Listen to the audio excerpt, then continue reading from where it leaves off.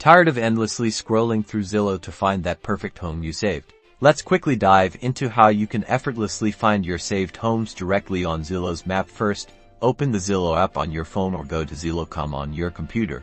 Make sure you're signed into your Zillow account. Look for the Sign In or Your Account button, usually located at the top right corner of the screen. Click it and enter your credentials. Once you're logged in, focus on the map interface. You're looking for either a heart icon or a Save tab. This may be located near the search bar or at the bottom of your screen on the app. Click on it.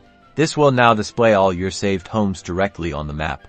They'll be marked with different colored pins or icons, setting them apart from the regular listings. If you have a lot of saved homes, you will see a pop-up that lists all the homes that you saved and options to filter your search. You can click on any of these saved home pins to see a quick preview, including the address and a thumbnail image. Clicking on the preview will then take you to the full property listing page where you can review all the details, photos, and even contact the agent. And that's it.